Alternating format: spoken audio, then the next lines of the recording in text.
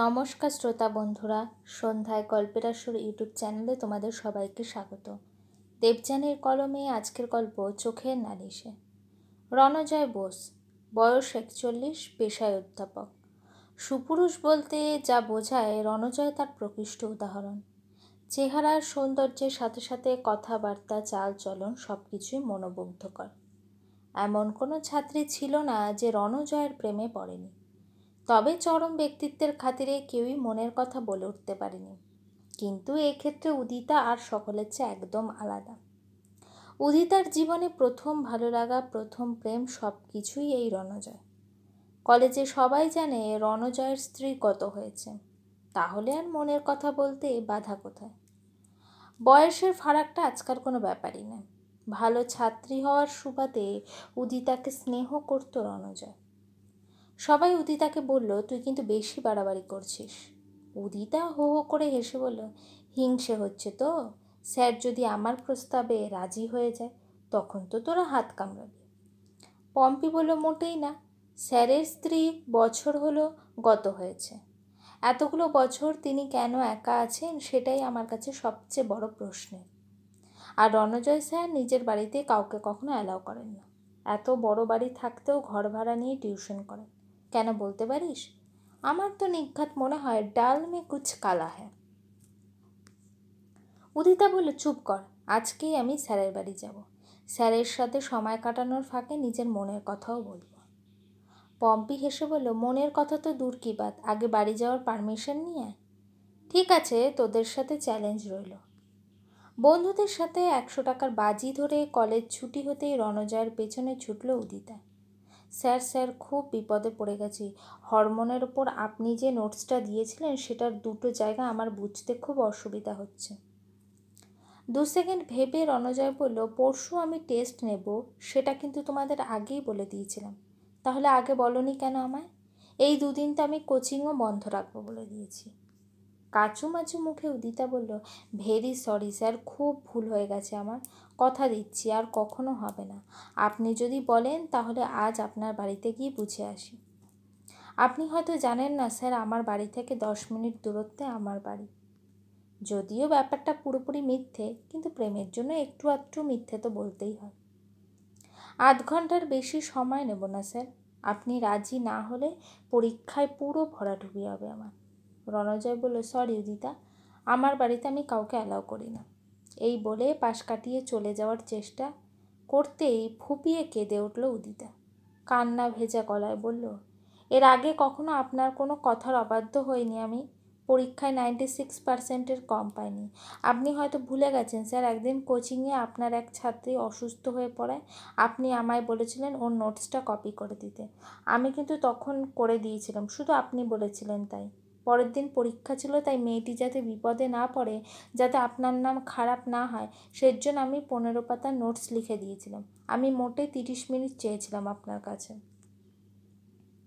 রণজয় থমকে দাঁড়িয়ে কি যেন ভাবল, তারপর বলল, ঠিক আছে, সন্ধ্যে 6টায় চলে এসো।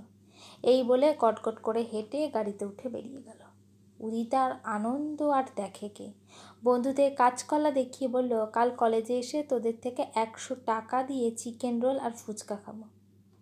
নিজের অভিনয়ের প্রশংসা নিজেই করল উদিতা। বলল, আসলে সুন্দরী মেয়েদের চোখের জল দেখলে পুরুষদের মন সহজেই গলে যায় কি না? সাজুগুজু করে ঠিক সন্ধে 6টায় রণজয়ের বাড়ি পৌঁছল উদিতা। 3 তলা ধপধপে সাদা মার্বেল পাথরের বাড়ি। দরজা খুলে দিল বছর 65-র কিঙ্কর।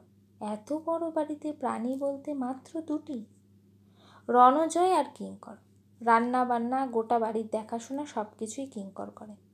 2জন পরিচারিকা অবশ্য আছে যারা সকালে কাজ ছেড়েই বাড়ি চলে যায়। দরজা খুলে উদিতার দিকে কিছুক্ষণ অবাক হয়ে তাকিয়ে কিঙ্কর বলল, কাকে চাই? উদিতা হেসে বলল, স্যার আমাকে আসতে বলেছে। উদিতার এই কথা শুনে বড় বড় চোখ করে কিঙ্কর বলল, রণদাদাবাবু আপনাকে আসতে বলেছেন? এবার একটু অবাক হলো উদিতা। এতে এত অবাক হওয়ার কি আছে? দোতলা থেকে রণজয়ের গলা শোনা গেল, কিঙ্করদা, উদিতাকে ওপরে পাঠিয়ে দাও।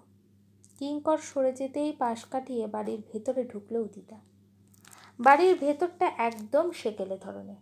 উদিতার মনে হচ্ছিল যেন সাদা কালো দুনিয়ায় ঢুকে পড়েছে। ড্রয়িং রুমে বড় দেওয়াল ঘড়ি, পুরনো আসবাব, দেওয়ালে টাঙানো পূর্বপুরুষদের ছবি এবং টেপ রেকর্ডার বাজতে থাকা তানপুরার সুর যেন ঘড়ির কাঁটাকে উল্টো পথে চলতে বাধ্য করছিল। উদিতা পা টিপে টিপে উপরে উঠে দেখল রণজয় বই হাতে একেবারে তৈরি হয়ে বসে আছে। উদিতাকে চেয়ারে বসতে বলে বইটা হাতে ধরিয়ে বলল, কোথায় বুঝতে পারছো না? বুঝতে তো সবই পেরেছে, কিন্তু সেটা তো আর বলা যাবে না, তাই বাধ্য মেয়ের মতো দুটো পয়েন্ট দেখিয়ে দিল উদিতা। সেগুলো ভালো করে বুঝিয়ে দিয়ে রণজয় বলল, এবার এসো।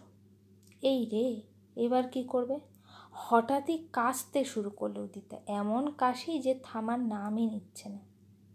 রণজয় ব্যস্ত হয়ে বলল, কি হলো তোমার? কিঙ্করদা, এক গ্লাস জল নিয়ে এসো তো। কিঙ্কর সাথে সাথে এক গ্লাস জল আর প্লেটে করে দুটো মিষ্টি নিয়ে এসে রণজয়ের দিকে তাকিয়ে বলল, শুধু জল দিতে নেই তাই। কিঙ্করের কথা শুনে রণজয় অল্প হাসল। কিঙ্কর চলে যেতেই জলটা এক নিঃশ্বাসে শেষ করে উদিতা বলল, আপনি আমার ওপর খুব রেগে আছেন তাই না স্যার? বিশ্বাস করুন, বিপদে না পড়লে আসতাম না। রণজয় হেসে বলল, আরে না না, তুমি মিষ্টিটা খেয়ে যাবে কিন্তু, নয়তো কিঙ্কর রাগ করবে। প্লেট থেকে একটা মিষ্টি মুখে তুলে উদিতা বলল, স্যার আপনাকে একটা কথা জিজ্ঞেস করব, আপনি বিয়ে করেননি কেন? উদিতার কথা শুনে চমকে উঠল রণজয়। তারপর বলল, স্ত্রী বর্তমান থাকতেও কেউ আবার বিয়ে করে নাকি? কিন্তু আমরা তো জানতাম। মারা গেছে তাই তো? 5 বছর আগে একটা পথ দুর্ঘটনার শিকার হয় দময়ন্তী, কিন্তু ও চলে যায়নি।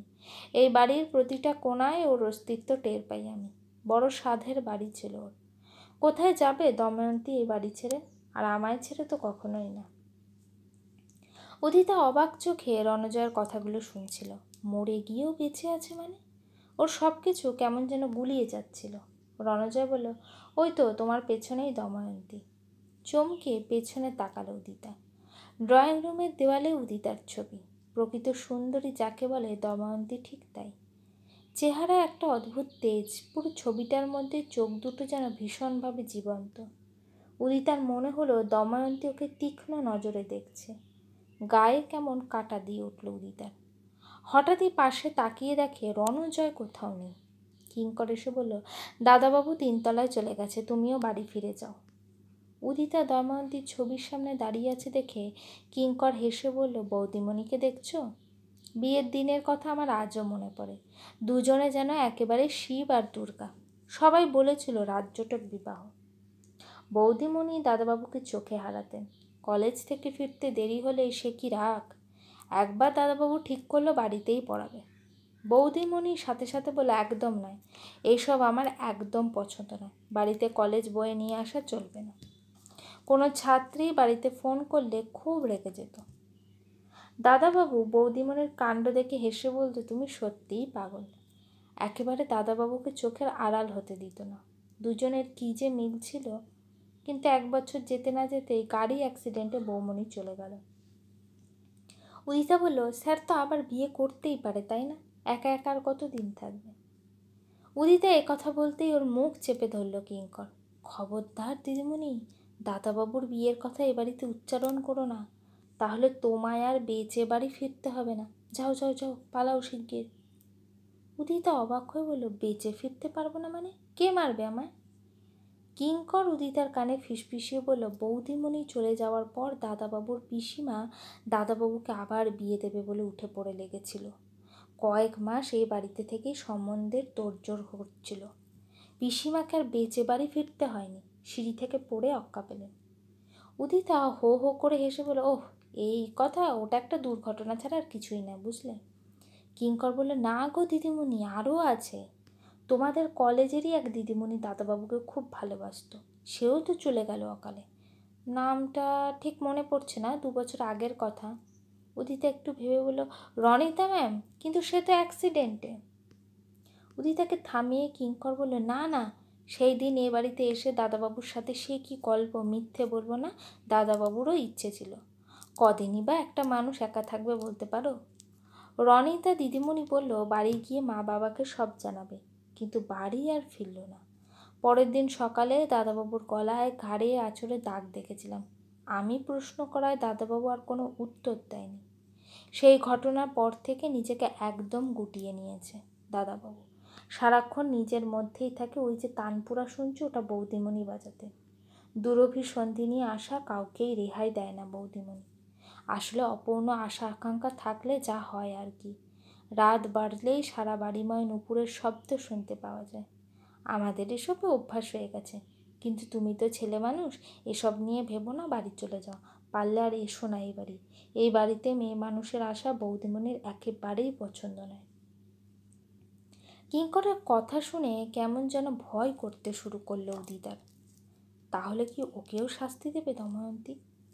ও তো মিথ্যে অজুহাতে রণজয়ের সাথে সময় কাটাবে বলে এই বাড়িতে এসেছে। ভয়ে ভয়ে দময়ন্তীর ছবির দিকে তাকালে উদিতা। চোখ দুটো থেকে যেন আগুন ঝরছে। উদিতার মিথ্যে বোধহয় ধরে ফেলেছে দময়ন্তী। ছুটে বাড়ি থেকে বেরিয়ে গেল উদিতা। গেট পেরোতেই নূপুরের শব্দে কানে এলো। ঘুম ভেঙেছে দময়ন্তী, এবার বদলা নেওয়ার পালা। নিজেকে বাজাতে জোরে পা চালালো উদিতা। হঠাৎই পেছন থেকে একটা বাসের শব্দ শুনল। তাড়াতাড়ি রাস্তার এক পাশে সরে এলো উদিতা। সাবধানতা অবলম্বন করলে দুর্ঘটনা থোড়াই ঘটে। রাস্তাটাও বেশ অন্ধকার, ল্যাম্পপোস্টের আলোগুলোও জ্বলেনি। কিন্তু এরকম নির্জন রাস্তায় নূপুরের আওয়াজ কোথা থেকে আসছে? নূপুরের আওয়াজ ভেদ করে বাসটা যখন একেবারে সামনে চলে এলো, তখনই হঠাৎই কে যেন বাসের সামনে ছুঁড়ে দিল উদিতাকে। পরের দিন ক্লাস হয়নি। উদিতার মৃত্যুতে শোক প্রকাশ করছে গোটা কলেজ। মেধাবী ছাত্রীর এরকম মর্মান্তিক মৃত্যু মেনে নিতে পারছে না কেউ। গতকাল বন্ধুদের সাথে 100 টাকার বাজি জিতেছিল উদিতা। ওর ইচ্ছে ছিল বাজি জেতার টাকা দিয়ে আজ জমিয়ে ফুচকা চিকেন রোল খাবে। কিন্তু সে টাকা দিয়ে শেষ পর্যন্ত কেনা হলো রজনীগন্ধার মালা, যা উদিতার ছবিতে পরানো হয়েছিল। মেধাবী ছাত্রীর মেধা নিয়ে কথা বলতে প্রথমে অনুরোধ করা হলো রণজয় বোসকে। মাইকের সামনে দাঁড়িয়ে প্রথমেই সন্তর্পণে মাফলার দিয়ে গলাটাকে ঢেকে নিল রণজয়। সদ্য প্রাপ্ত দুটো ক্ষত জলজল করছিল যে। গল্পটি কেমন লাগলো অবশ্যই আমাকে কমেন্ট করে জানিও। আর আমার চ্যানেলে গল্পগুলো যদি তোমাদের ভালো লেগে থাকে, চ্যানেলটিকে সাবস্ক্রাইব করে পাশে থাকো।